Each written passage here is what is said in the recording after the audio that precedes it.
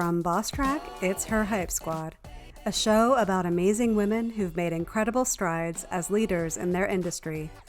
They're here to support you and your leadership growth, to encourage you and hype you up as part of your Hype Squad. Hello, this is Michelle Harris back with a new episode of Her HypeSquad with Bosstrack. This week I talk with Francine Feder, marketing executive, about building strong teams, understanding your team's motivations, handling rejection, marketing in women's sports, respecting your team, promoting work-life balance, and so much more. Francine has so much insight, experience, and advice to share from her many years of experience. But before we get into our conversation, let me tell you a little bit about Francine. Francine is currently working as an independent marketing consultant after her 20-plus year career with Foot Locker, including 12 years at the VP level, leading diverse marketing teams across brand strategy, creative and content, public relations, digital marketing, paid media, social media, influencer and talent marketing, and events. She is an award-winning marketer whose accolades include numerous Cannes Lions, Sports Clios, and the Effie Award for sustained success for Foot Locker campaigns that have garnered national press and recognition. Her current consulting assignments include, amongst others, a role as the VP of Athlete Storytelling and Business Development for Athlete Driven, an integrated marketing agency specializing in working with brands using athletes at the center, and also serving as an executive advisor to Deseo, a decentralized social media startup platform. Francine lives in New York with her husband and her goldendoodle dog, Huey. She is an avid traveler, wine, food, fitness, and boating enthusiast. If you enjoyed my conversation with Francine, be sure to subscribe to our channel and help more people find us by sharing this episode with others or by leaving a review. Or subscribe to our weekly newsletter filled with things we found that we're excited about and were inspired by, along with valuable leadership advice to watch, listen to, or read. It's a little bit of joy for your inbox each Monday. You can subscribe at www.thebosstrack.com/weeklyjoy. Now, without further delay, here's my conversation with Francine Feder. Hi, Francine. Thank you Hi. so much for joining us here on Her Hype Squad with Bosstrack. Thanks, Michelle. Nice to see you. Good morning. Good morning. And I'm so excited to get into our conversation. We're going to be talking about building and empowering strong teams. And I'm really looking forward to all the perspective that you could provide on that topic. But I would love for you to share a little bit about yourself to the audience before we get started, just so they can hear a little bit about you in your own words. Sure. I'm Francine Feder. I was, up until very recently, I had a very long tenure at Foot Locker of, some various marketing roles. Most recently, I was the vice president of consumer connections, where I headed up our creative content, PR influencer, event marketing team. So fairly large team of about 60 people. Great career, especially I think for women in the sports industry right now, and really, learning how to deal with different types of people and everything from retail to sports marketing to athlete marketing to women's marketing. And it was a really, really great experience. But, everything kind of comes to an end at some point or another. And it was really time for me to look at a different chapter. And currently I'm consulting, which has been nice. It's not to say I'm not going to go back to a corporate role at some point here or there, but for now I'm working with a couple of different companies. One, most notably, an agency called Athlete Driven, where I really was able to take my passion for sports and athlete marketing and providing a role for them there to help grow their business, manage and work with athletes. So that's been really fun. And another startup I'm working for called Deseo, which is a social commerce platform that I think you're going to hear really good things about soon. So it's been exciting after working at one organization to really tackle a different depth and breadth of things. And quite frankly, also enjoy my summer a bit and walk my dog and do a lot of fun things. So. Well, that's great. Well, before we get into the conversation, I have a few questions from that. Sure. First of all, what kind of dog? Oh, he's a goldendoodle. He's Oh, 3. oh. And his Yeah, he's name? very sweet. Huey. Huey. Oh, that's so Yeah. cute. So everyone who knows me knows it's all about Huey. It's his world. We're just living in it right now. Well, that's the way it always is. That with especially I think dogs, they just hold this special place in people's hearts. Yeah, no, I was never a dog owner before this, and my husband was as a kid, so he really wanted it, and now it's my dog. It's not his dog. And also, you mentioned passion for sports. Was that driven from your background? Were you in sports or just something you I was a developed? swimmer. I was a swimmer, but yeah, I was never, the sport I mostly deal with now is basketball, and that's not something I did. So that was more driven professionally, but I always did love competitive sports. I'm a New Yorker through and through. My father grew up 2 blocks from Yankee Stadium. So so it was my father and my brother, and I would sit and watch sports with them. So I definitely had that ingrained in me. We went to Yankee Stadium as kids all the time, Giants, all the New York teams. So Yeah. Oh, yeah. New York is the perfect place to be for sports, for sure. exactly. Okay, so you talked about having a team of 60 people. I imagine, and this kind of gets into our discussion, that you had a very diverse group of people working for you in terms of diversity of culture, diversity of age, diversity of where people were located. Could Mhm. you maybe describe, I mean, I think that might be a good setup for our conversation to describe like what that looked like for your team. Sure. Yeah, I had it was a very diverse team. I think, New York in and of itself is such a diverse place. So you definitely get that from Foot Locker's perspective too. Our customer was incredibly diverse. So you want to have people that actually reflect your customer base, because in a marketing role, you really need to understand how they think, what their passion points are. So really, we even from the New York team alone, we've had my leadership team, I think was Asian American, Latinx, African American, all genders, LGBTQ. And that was a very New York enclave there. But we had teams sitting in Florida, in the St. Petersburg area. I had we did a photo studio. Our photo studio was in Junction City, Kansas. Oh, Uh, interesting. so you had that geographic diversity as well. And at one point there was also a photo studio in Wisconsin. So had a little bit of middle of the country, Florida, New York from a geography perspective. And then I mean, it really was a very, I like to say our team looked like America Yeah. and what America looks like right now. Oh, I love that. And what about age? I know there's been a lot of articles lately, and we've shared a few in our newsletter about intergenerational work. And where did you also have a lot of generational differences? Yeah, we've had Or a lot, everything from Gen X to boomers. I mean, from Gen Z, sorry, to boomers. Yeah, I'm a Gen Xer. Most of my team are millennials and Mm, the Gen Zs that were coming up. I think it's so interesting how I think people love to sort of pit the generations against each other. And I just say, you know what? It was funny. I'm Gen X. And when I was kind of coming up in the workplace, it was, oh, the lost generation.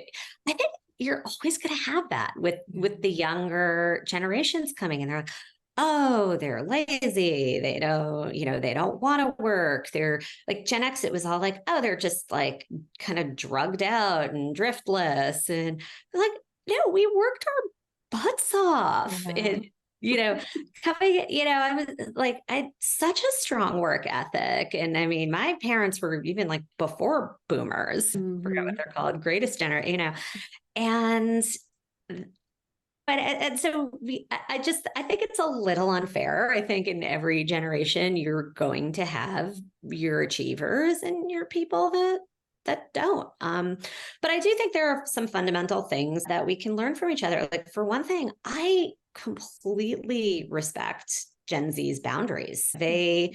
I think they've brought something, yes, in my day, it was as a junior person in marketing, and we didn't have the phones and the things to take things home. So in one sense, it was nice because you left the office and you left the office. But I would stay till 8, 9 at night until something was done. And there were weeks where I worked 70, 80 hours. And today, and I don't know if it's a result of COVID thing or all of the things that have come in play recently, but they have incredible respect for their own time, which I appreciate. And I actually think it's made the workplace better that way. Yeah. And I think it's made folks in my generation and older kind of stop and think for a minute. Like, why do we have to be this crazy? Yeah.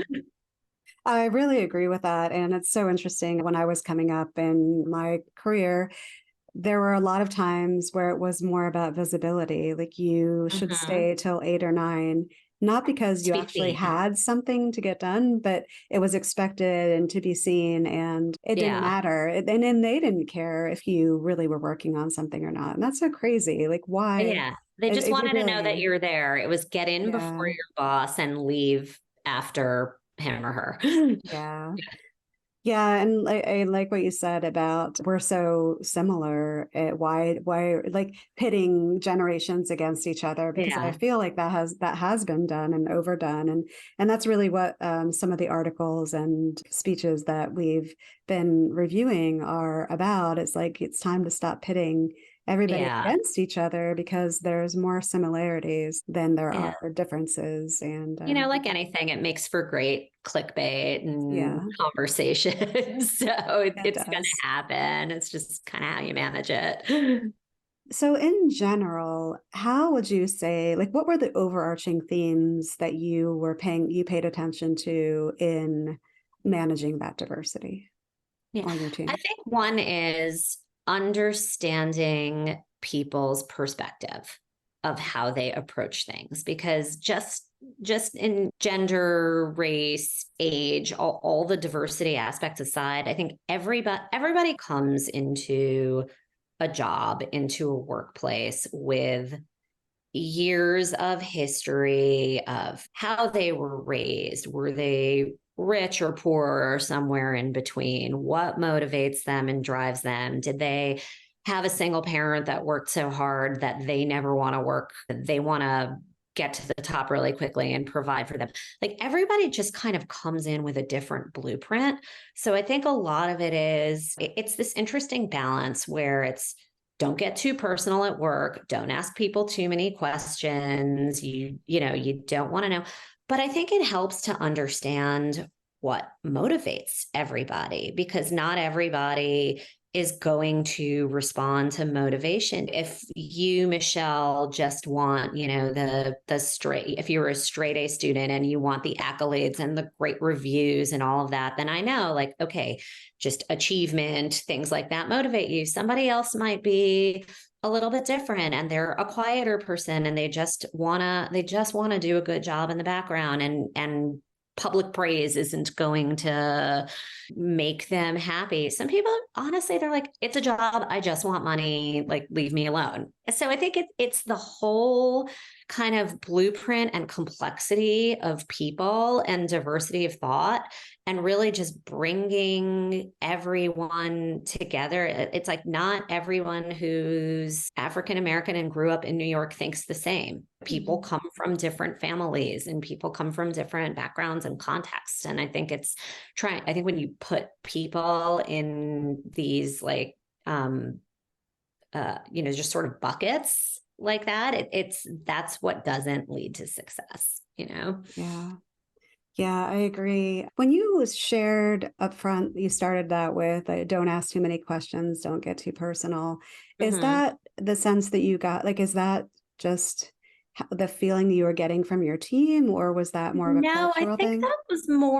I think that's more what people say about work. Like, you shouldn't, and I get it for an interview. You never want to show biases in a job interview and find out if someone has kids or if they're you legally can't do that. I mean, but once somebody's part of the team, I personally think it's important to, at least, some people are very private, but just at least understand some context of what makes people tick.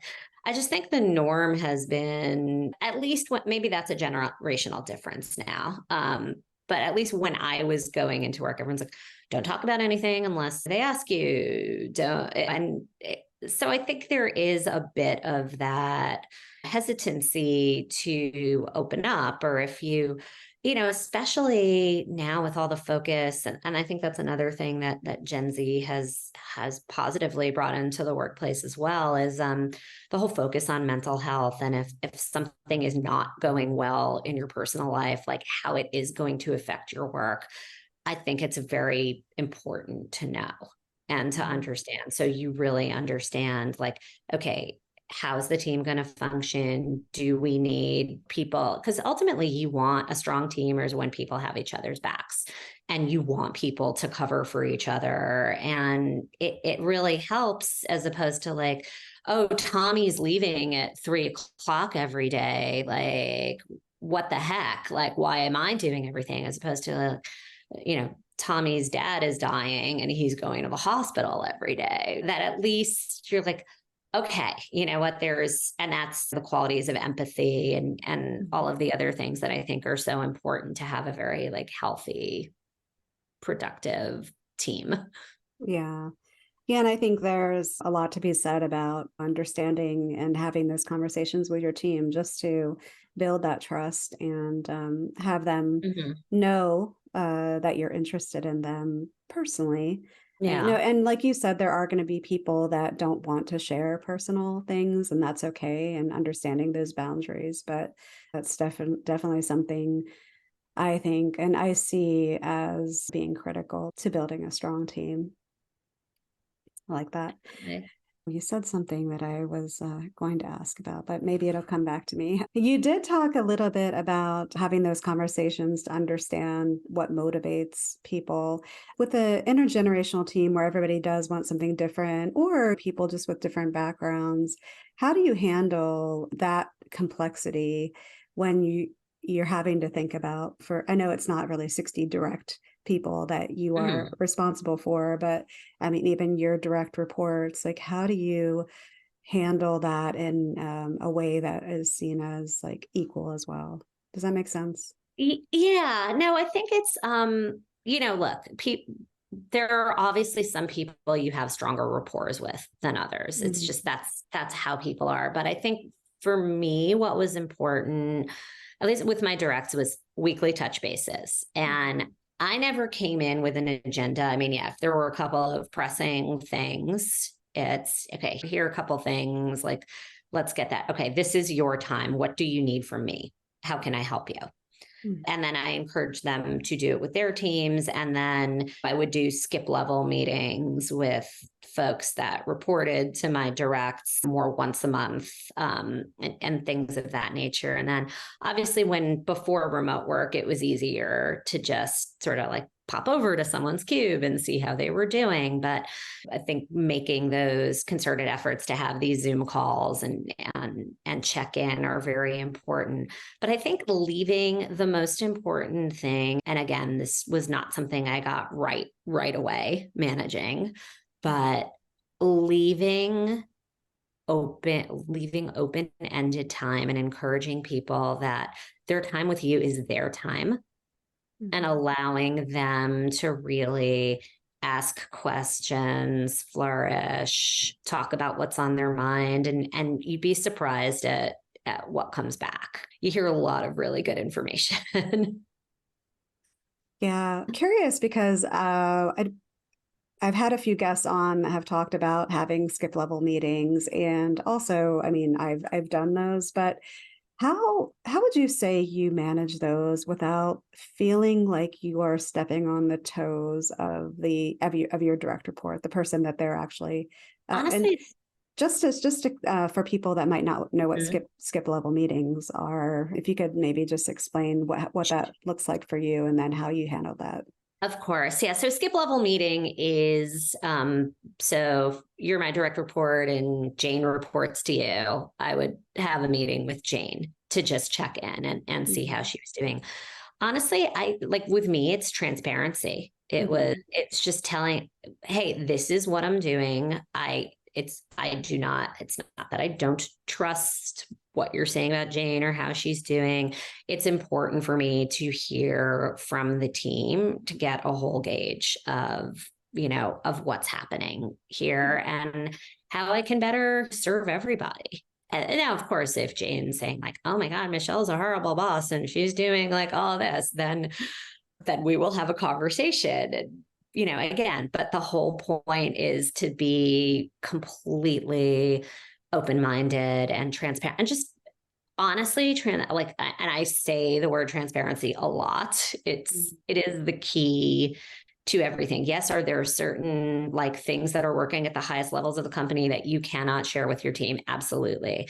But I think as transparent as you possibly can be with your team is what's going to lead to less hurt feelings, less disgruntlement across the way.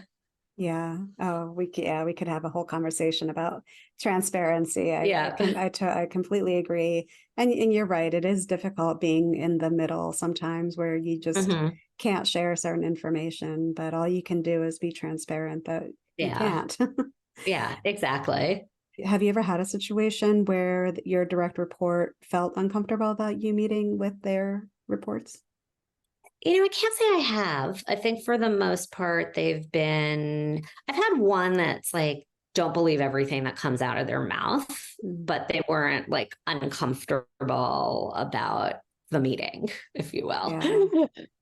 Did that feel like that put you in a position of being uncomfortable with the situation, or is that just? I didn't feel so much uncomfortable as like, okay, this happened to be a direct report I really liked and trusted. And so it gave me, did it give me maybe some like little bias going into the meeting? Probably. Yeah.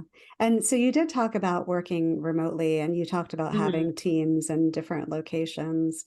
How were there any maybe things that you did working remotely or leading remotely that you could share with the audience that might be helpful for them to learn from?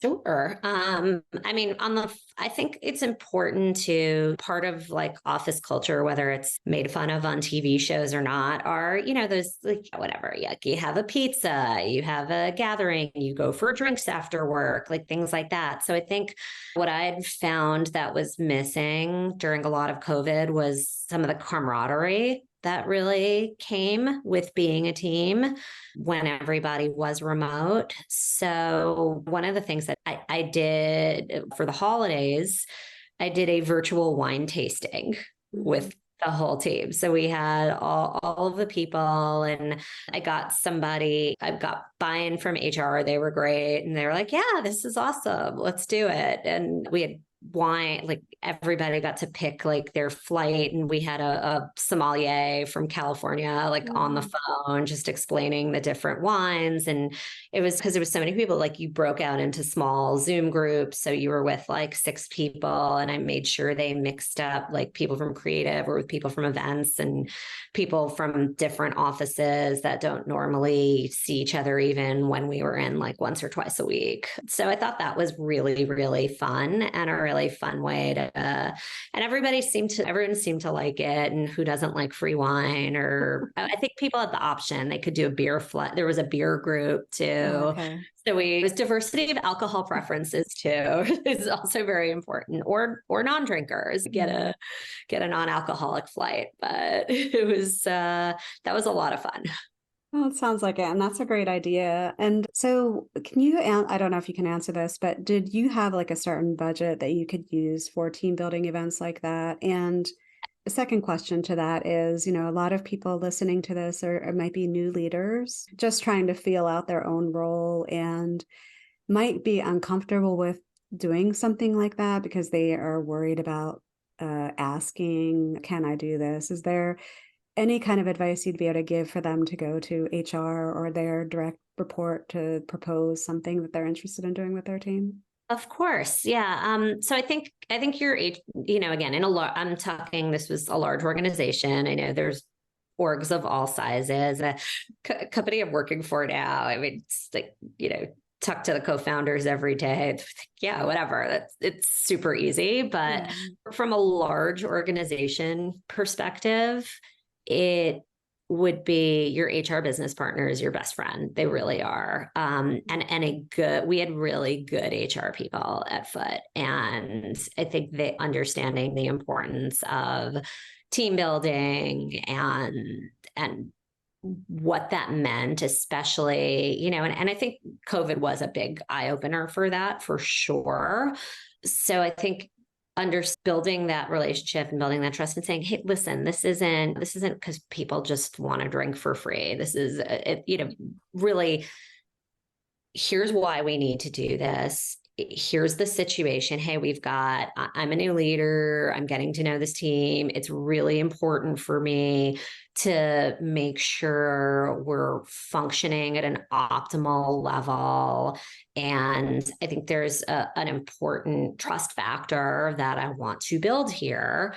And again, and always have budget options. Like don't come in with like the crazy expensive thing right away. Just be like, hey, here's something we can do that's pretty low cost. If we want to add X, it could be this much better and more exciting. And again, like large organizations do have engagement surveys, and these are, you could always use that as like, hey, this really helps. Like we want to be a great place to work. We want that little sticker on the bottom of an email. But so it's understanding that and just don't be afraid. Look, the worst that can happen is somebody says no. And if they say no, they say no. And then when people start quitting or the engagement scores are low, you can be like, well, I wanted to do this, but that the worst thing that can always happen is somebody just says no, and that's it. And you can't take it personally. I think that is really one thing I wish everybody could learn. And I'm not sure, there should be a rejection course everybody has to take in high school or something. It's so true. It's never I mean, sometimes it can be personal, but most of the time, majority of the time, is never personal. And I used to be crushed when people said no to me, but you learn to dust it off, Yes, exactly.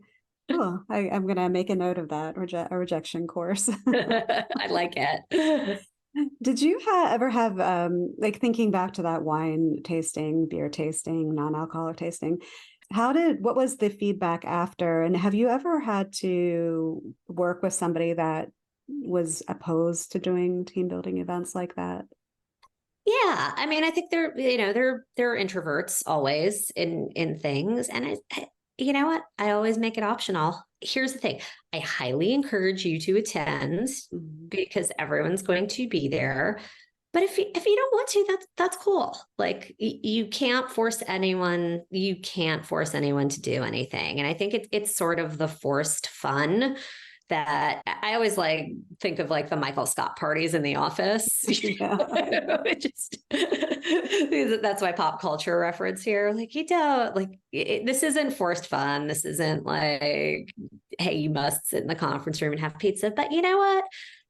It's a nice thing to do. And that's how you deal with people. It's you just don't make them do it. I've gotten good feedback from it, from things like that for sure. We used to make fun of like, I think pre-COVID, where it was like, oh, people are unhappy. Let's just have let's give them a free pizza, and that sort of became a joke, like, give them a pizza. But some people just want a good job. Like, I don't want food. I don't want wine. Just, you know what? There are other things you can do too. Like there might be the person who doesn't want to go to the pizza party or the tasting, but send them a note like, hey, Michelle, you really did kick butt job on that project last week. Really appreciate it. Thanks. I like that you're using me as your examples. It's making me feel you're right in front of me. It's making me feel great.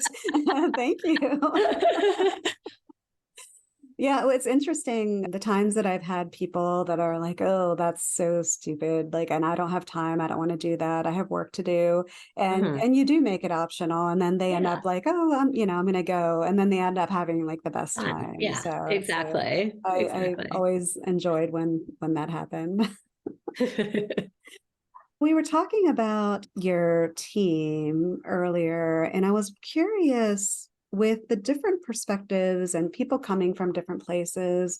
Did you ever have, and maybe you can even provide an example of a time where there was like a disagreement with between people on your team, and it was maybe driven by misunderstanding of like a background, cultural difference, generational difference, and Yeah. how I you mean, handle that? I think it happens often. Because we're a marketing organization, right? And Mhm. that, we're very deliberate about everything we do, from casting of models and people who are Mhm. going to be in photo shoots to what makes an authentic situation in certain things. And I think people definitely, I think geography and background definitely like makes a difference in things. And I remember for us as an organization, it's, it's important that we reflect all cultures and whatever. And then somebody had passed a comment once. They're like, okay, yeah, let's make sure we get like our token of everybody in there. I know that's what we're doing. And then, so something like that. So that's like a teaching moment. You're like, whoa, is that how you think we're looking at this? And Mhm. and just having a conversation about understanding, hey, this is about our customer, this is customer marketing, we want to make sure we're inviting, we recognize who our biggest customers are, and that's going to be where we skew, but we want to make sure we're not being exclusive to anybody or any one group. So I think there have definitely been moments like that were perpetuated by somebody who maybe like didn't see themselves reflected in the work, or something like that. So Yeah. Yeah. This is kind of off topic a little bit, but something popped into my head when you said about the marketing. What how are you liking or this is like a really bad way to ask the question, but I guess I'll say like I really like the fact that there are so many more marketing efforts focused on the women's teams and having the women empowerment, and I think Nike does a really good job at that. And I was can't remember, I was just watching, oh, it was Lego has a Mhm. something with, oh shoot, she just retired, Megan Rapinoe, and a Yeah. bunch of other sports athletes that is really empowering. Like what are your thoughts on I love it. Look, as a woman who works in an industry that has been, look, the marketing in and of itself is, I think, very balanced from a gender perspective. There are a lot of female CMOs and people at the highest levels there. Athletic marketing, sports, and then C-suite, getting better, still not there. Mhm. So we're half the population. Like I was always like, women's marketing shouldn't be a thing. Mhm. It's everybody. It's part of society, but unfortunately, it's still a thing. But I think the more that, I mean, look at Barbie. That is the single most brilliant marketing example of 2023. And yes, powerhouse budget, all of the things, great movie, Greta Gerwig's phenomenal.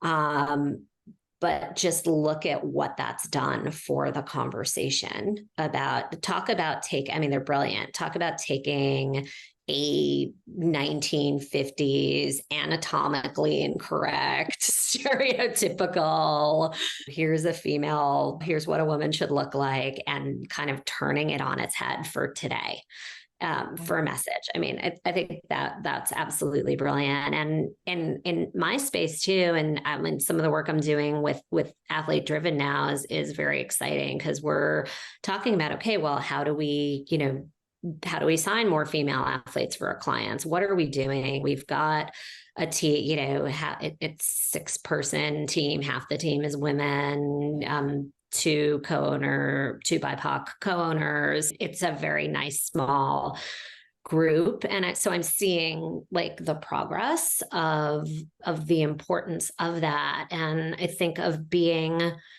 a woman, especially in the sports space, I'm seeing, I've dealt with some really great female sports agents that represent their male clients, and some really, really strong women. And it's just been very encouraging. Oh, thank you. Thank you for sharing that. Did Mhm. you see the Barbie movie? I have not yet, Yeah. admittedly, but I know what it's about and I've read enough. So I'm supposed to see it next week. Yeah, I've read so many articles. I have not Yeah, seen I I feel haven't like I've seen it seen yet. it. I Yeah. think I read, no, you know what it was yesterday? I read someone wrote out it was like the America Ferrera Yeah. speech, which Hmm. was like so true in so many ways.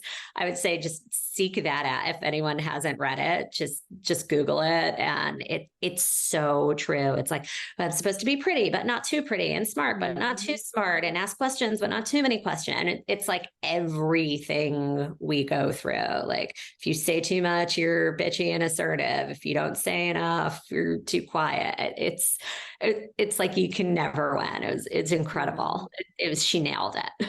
Yeah, yeah, and I'll definitely share that in the show notes just for anybody that might be looking for it. But yeah, you're right. I read an article the other day that was talking about those, how it was particularly about Greta Gerwig and her nod to, like, I guess, feminism in a certain way, and they were pulling out certain things, and they brought up that quote, and then I think it's been going around social media now where people are sharing her Mhm. specific quotes. So Yeah, no, it's great. yeah, I love it, and yeah, I'm looking forward to seeing the movie. I just, Yeah, me too. so have Me too. I'm been. excited. I think we'll do the Barbie Oppenheimer double feature. It's supposed to be Yeah. popular.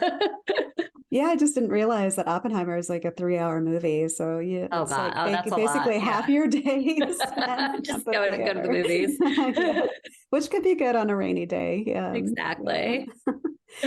What are the things when we were talking before we actually sat down to record was the differences between managing up versus managing down, and how Mhm. managing down can sometimes be more difficult than managing up.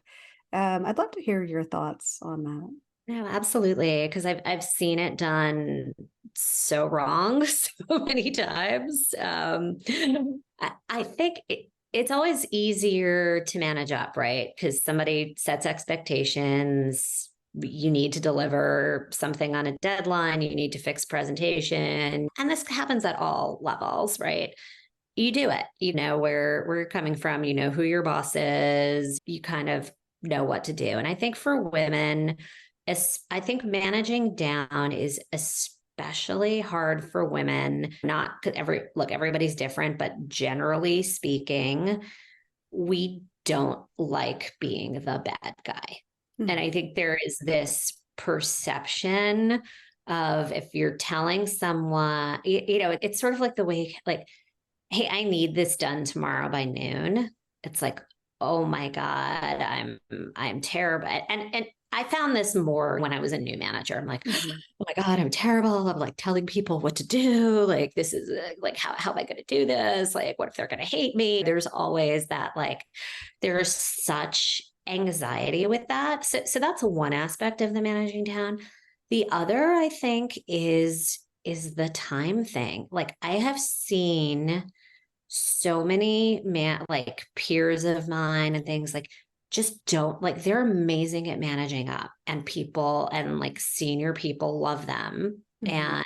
And does it get them the extra nod or two? Yes, but never have touch bases with their team, are late to meetings with their team constantly. And I always say, like, you treat a meeting with the person working for you the same way you do with the person you're working for. You show up on time. Mhm. Like, if you're late without a decent explanation, that's like, hey, give me 5 minutes or whatever, because look, we all get stuck in things. But if you're egregiously late or don't show up to a meeting, that's just basically saying, I don't respect you and I don't have respect for your time. Right. And that's when I think managing down becomes such a such a misdone thing.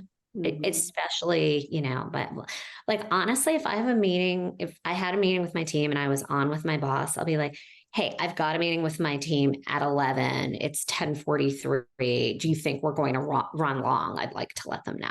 Yeah. Like, just being very, and like, you would be shocked at how many people just don't do that and don't have regard for people's time. And I think that's really, so not only is it, so there's two aspects. There's the not feeling comfortable, like telling people what to do or coaching them, but also just not respecting people's time. That happens with managing down, because you'd never be late for meeting with your boss, right? Like, why is it okay to do that the other way? And I think those are really just sort of the two biggest missteps I see. The first one, I think, is probably more female focused. The second one I've seen male and female managers do in a really bad way. Yeah, I think one of the things new leaders can do, well, all leaders should really have this perspective, is that your team is basically an extension of you. You have these goals that you have to meet with your team, and your team is helping you get there. So if you are not taking care of your team and building that trust and making sure that they have what they need to succeed, ultimately, whether your direct report sees through that or not, it's going to reflect on you, because you're not going to reach those goals that you need. And you could even be more high impact and more high performing if you take that approach. So exactly. I'd love to know, do you have any specific words of advice for women? Because you say about women and communicating and maybe feeling uncomfortable telling somebody they need to do something, especially when it's a difficult deadline or an unexpected deadline. Like, do you have words of advice for how to approach a conversation like that? Sure. I think giving people context really helps. Always. So as opposed to saying like, hey, I need you to do this by 5 o'clock tomorrow, it's, listen, we've got an unexpected meeting that we've realized that we don't have, not everything is completely prepared for. Here's why it's important to the company. This could bring in a new revenue stream. Like let them know why they're doing it. I think I've always found that helps immensely, because then people, like, it's just not as random. People feel respected. They feel part of the goal. And you know what? And sometimes it is random. Sometimes there could be a boss that's like, hey, you know what? This was purple and I want it red, and it's really stupid and purple. And like, sometimes there is no reason. And I think it's okay if you tell them that, because then it feels like you're like, hey, listen, I don't have the rhyme or reason for this, but I really need you to help me out right now. And that's okay too. But I think always giving context when you can is the best advice I can give. Yeah, totally agree with that. And I think I'd love to move to, well, actually I have one more question before we switch to some of the like standard questions I ask everybody. Okay. But we talked a little bit about this when you talked about generational differences in Gen Z and boundaries, but how do you promote a good work-life balance with your team? Have you found any like magic to that? Yeah, I wish I had all the answers. I ran away from corporate. No, I'm just kidding. I've got a good work-life balance now. I honestly, I just say, I care unless there's a meeting or things that we all need to be at together.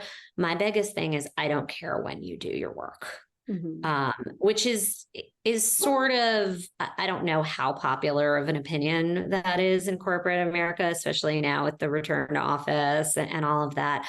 But I really believe it. If you're not a morning person and you need a workout and you need like 10 cups of coffee and you really can't get started till 10 o'clock, you know what? That's okay if you're doing what you need to do at 8 o'clock, but just show up for the times where we need to collaborate as a team, and no excuses then. I think that's really the biggest thing. Like, do you figure out your life, encourage people to do that, only where, hey, this is, you know what, we meet Tuesdays at 9, just be there for that. And like that sort of thing. I think that's really, really the best way to do it. And there are always going to be deadlines and there are always going to be circumstances like out of your control, but do the best you can to encourage people to take the time that they need for them. And you know what? And if there's a nut week with 1,000 deadlines and, you know, nonstop, then take a mental health day next week. Just let people know they can do that. Yeah. I think is the most important thing.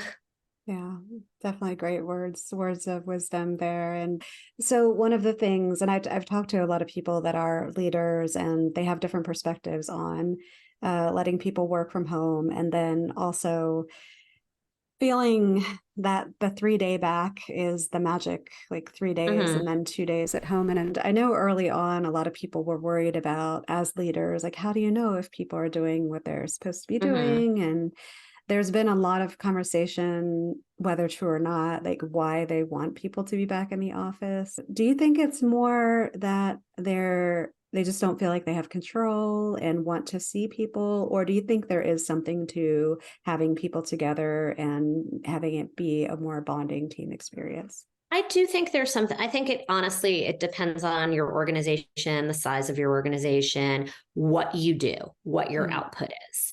Marketing is a creative thing. I think there is a benefit to people getting together, brainstorming, doing things. Do I think it needs to be 3 days a week?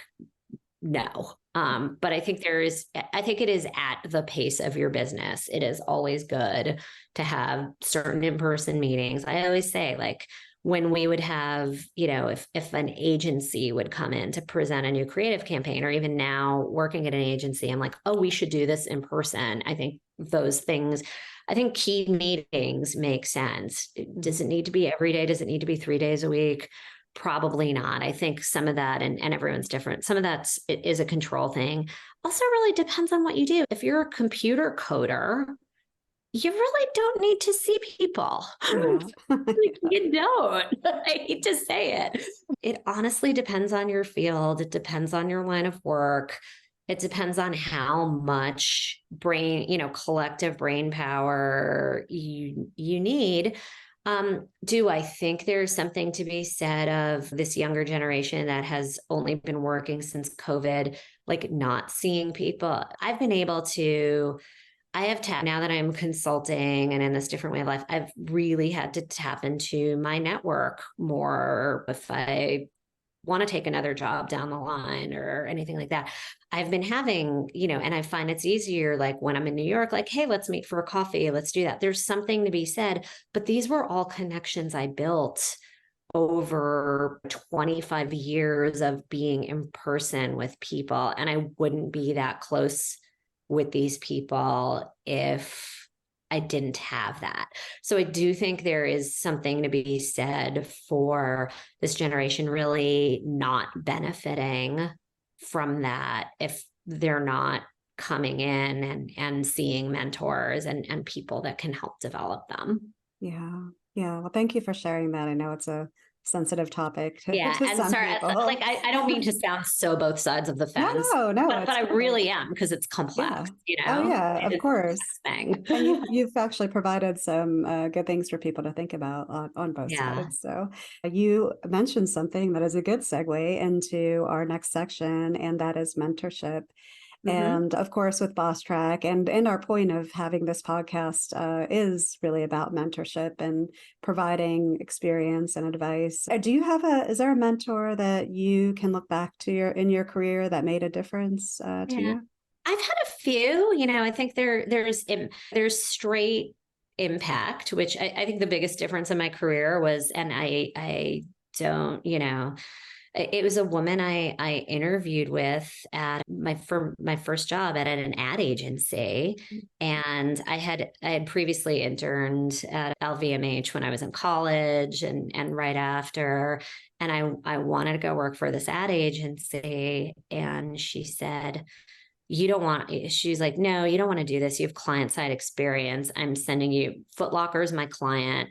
I'm sending you over there. And that was how I got the job. And that was how I started this career. So I don't know where you are anymore, but Kathy Lynch, thank you.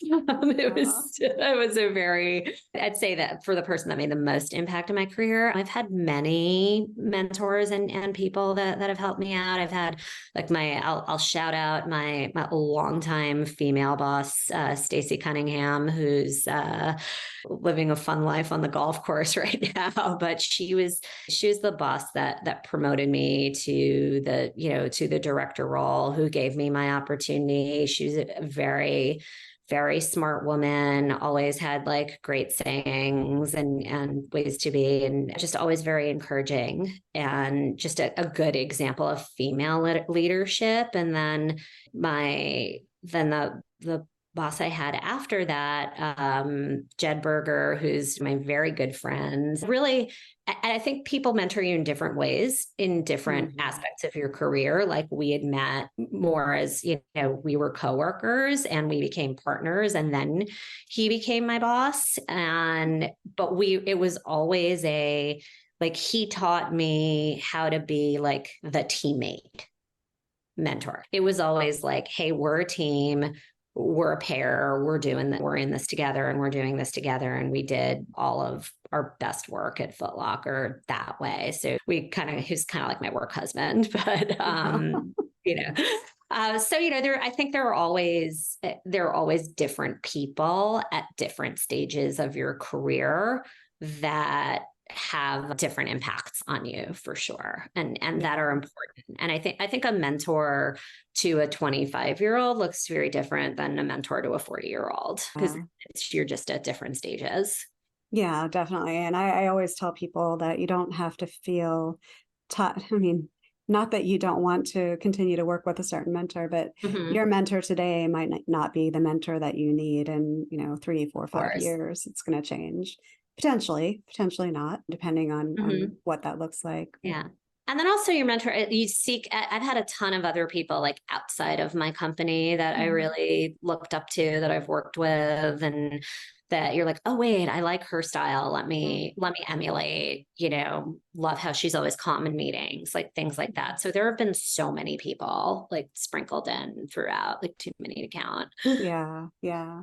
Well, thanks for sharing that. Do you have a routine, either morning, afternoon, evening? And maybe if you could think back, because I know your life might be a little bit different now with being in consulting. If you look back to when you were in corporate, is there something that you did that really helped you kind of get through, or like helped you with your well-being? Well, I think it hasn't actually changed from corporate to consulting, and that thing that I work out every morning. I have to. I think that's what kind of keeps me sane. I mean, yeah. And when I was in corporate, I'd like either run to my building gym or take a soul cycle class. Now I've got the Peloton. And so I start my day with a workout and coffee all the time. And then now I have some extra breaks during my day to walk my dog that kind of keeps some sanity. But even when I was working from home at corporate, I did the same. I think just kind of getting out, taking a break. But, even when I was going to the office 5 days a week, it's starting your day out with a workout, a cup of coffee, just kind of clears the mind. And, I'm always been more of a cardio person. I know some people like yoga, meditation, like whatever works for you. Just if it's a walk, like whatever your fitness level, it doesn't matter. Just take a few minutes to like just do something for your own body. Yeah. And do you feel that doing that in the morning is more beneficial for you than moving that into like the evening or like after work? Everybody's different. I liked it. I like it in the morning because I think it just kind of set my energy level up and set my time. But hey, like if you've got to start at 7 a.m., I get it. If you have a long commute, it's not realistic for some people, and you either need to do it in the evening or just take a walk or whatever. I get it. But there's always even like those 10-minute apps that you can do at home. It's just like something to clear your mind. Thank you. With that, is there a song, do you have a go-to song when you need to hype yourself up, give yourself a little energy Yeah. boost or confidence boost? I've always loved Don't Stop Believing by Journey. It's, Uh, I mean, I am an 80s girl, so it's completely dating myself, but I think that's a fun one. Love it. Love it.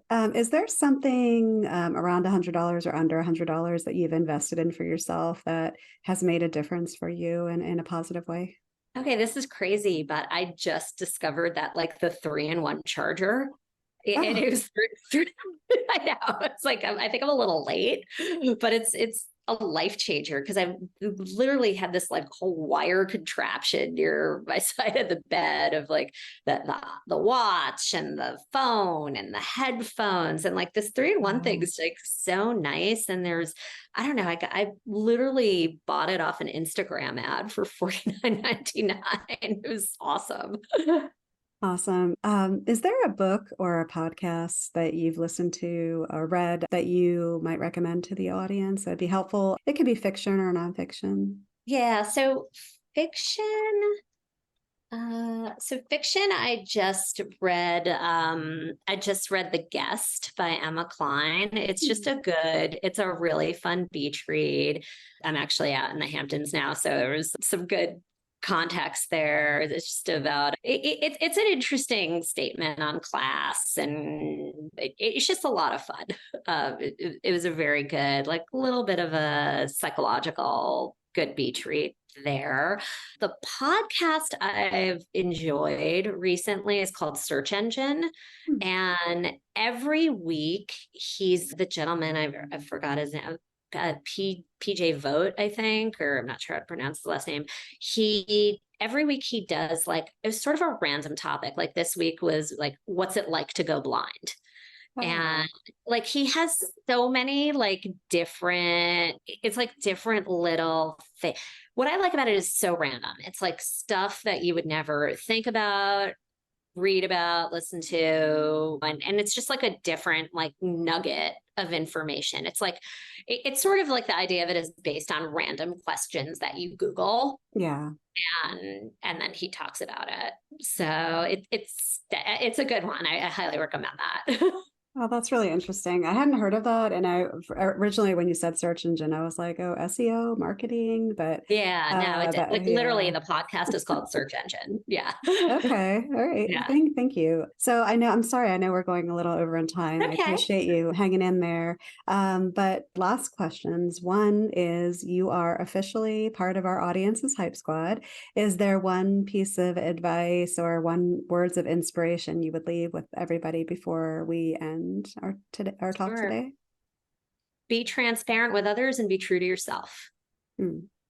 Love it. Simple and great words Yeah. to end this conversation. And so, can our audience reach out to you if they have any questions or just want to say hello? And if they can, what would be the best way for them to reach out to you? Of course. And LinkedIn, I'm on that all the time. So it's Francine Feder, Okay, LinkedIn. perfect. Well, thank you. Thank you so much, Francine, for coming on. This has been a great conversation. I appreciate you offering or giving your time, really providing some insightful things to think about for the audience and myself. It's been No, very, very good conversation. thank you so much, Michelle. I really enjoyed it. Good. Well, I hope you enjoy your day and we'll be talking soon. Thank you. Bye bye. Bye bye. Hi, everyone. This is Michelle again. If you enjoyed this conversation, hit subscribe so you don't miss out on our weekly episodes. And if you're really feeling it, please leave a review. We'd love to have your support. You can also subscribe to our weekly newsletter where we share things we're excited about, things we found funny or inspiring, and must-read leadership videos and articles we came across that week. You can subscribe by going to www.thebosstrack.com/weekly joy. That's www.thebosstrack.com/weekly joy. Drop in your email and you'll get the very next one. Thanks for listening.